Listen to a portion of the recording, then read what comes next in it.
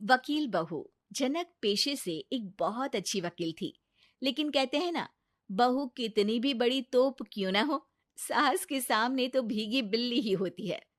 अरे जनक, क्या बात है? आज रोटी नहीं मिली अभी तक। ये तेरा कोर्ट नहीं है जो आज फैसला ना हुआ तो कल की तारीख मिल जाए। रोटी तो रोज वक्त में चाहिए। हाँ। माँ जी, रोटी तो कब की बन गई। मैंने आपको कहा तो खाना खाने के लिए, आपने शायद सुना नहीं होगा। ओहो हो, जज नहीं हूं मैं तेरे कोर्ट की, सास हूं सास। कोई दलील फालतू की मत देना यहाँ। बहुत जानती हूं मैं इन वकीलों को। अपनी बात ऊपर रखने के लिए झूठ बोलने में जरा भी नहीं सोचते। तभी वहां जनक के ससुर आ जाते हैं।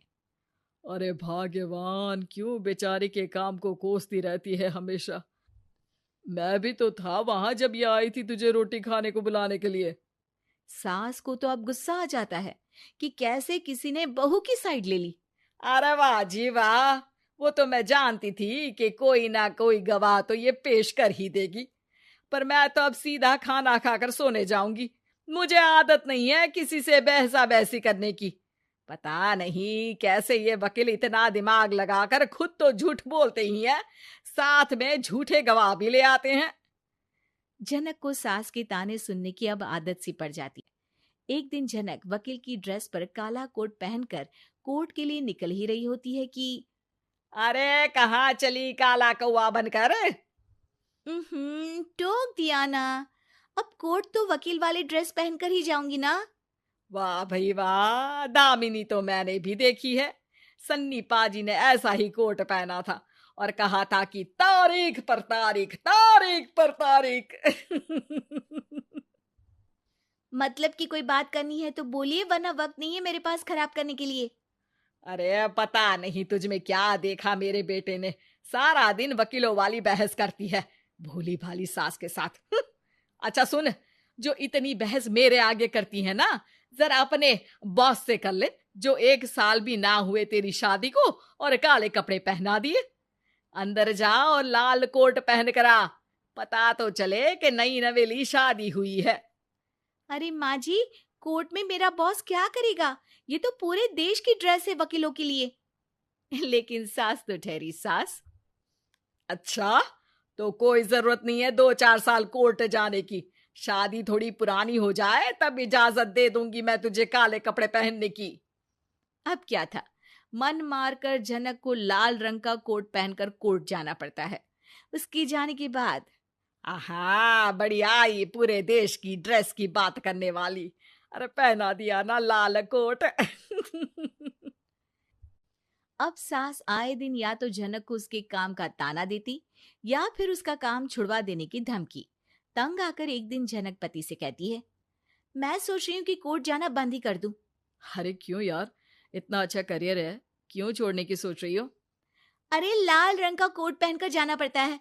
हर बात पर सास ताना देती है कि वकील तेज होते हैं, सवाल जवाब करते हैं, झूठी दलीलें देते हैं। अरे तो ठीक है ना, वो जो कहती है अपनी समझ से कहती है, लेकिन तुमको तो पता है ना कि सच्चाई क्या है। जनक को पति की बात से हौसला मिलता है कि तभी घर पर कुछ लोग आ जाते हैं। अरे आइए पंच साहब, कैसे आना हुआ? अरे भाई साहब, सुना है कि आपकी बहू वकील है।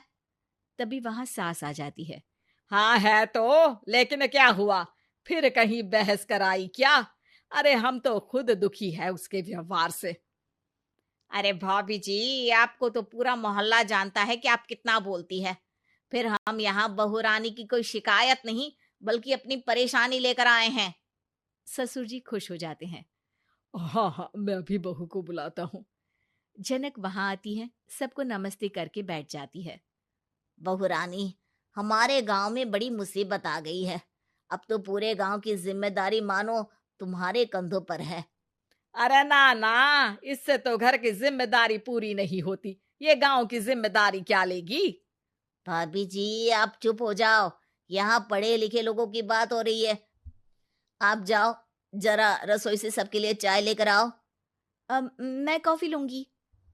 हाँ हाँ, वकील साहिबा के लिए कॉफी। सास सर पैर सब पटक कर वहां से निकल जाती है। बहू, गांव में पानी नहीं आ रहा है, पड़ोसी राज्य ने हमारा पानी रोक रखा है। इसका मामला तो बड़े कोर्ट में चलेगा पंच जी, लेकिन ऐसा क्यों? वो राज्य हम लोगों से पानी के पैसे मांग रहा है। अब आधे गांव में पानी की सप्लाई खत्म हो गई है बहुरानी। अच्छा पंच साहब, बात गांव की है तो मैं जरूर केस लड़ूंगी। यहाँ एक बार फिर सास की एंट्री हो जाती है। अरे वाह जी वाह, ये काम करवा लो, आप हमारी बहू से बहुत अच्छा करती है। मैं हूं सीधी सादी सास। इस लड़की ने कैसे लड़ लड़ कर मुझे साइड कर रखा है, ये तो अब आपको पता चल ही जाएगा। अरे भाभी जी, आपकी आवाज तो पूरे गांव को सुनाई पड़ती है जब आप बहू रानी को सुंदर वचन सुना रही होती हैं।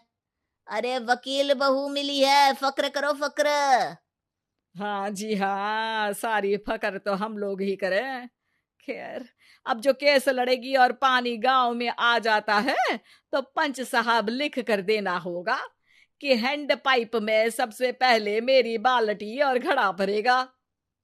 अरे फिर तो हम बहू रानी के नाम पर घर पर ही सप्लाई दे देंगे, लेकिन ये इतना आसान नहीं है।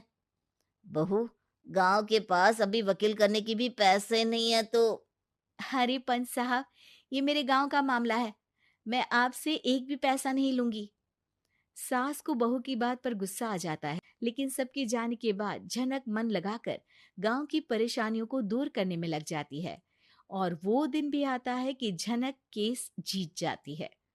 अरे आज तो प्लम्बर आकर घर तक पाइप लगा गया है। खुश हो जाओ, मेरे कारण तुम लोगों को घर के अंदर ही पानी मिल जाएगा।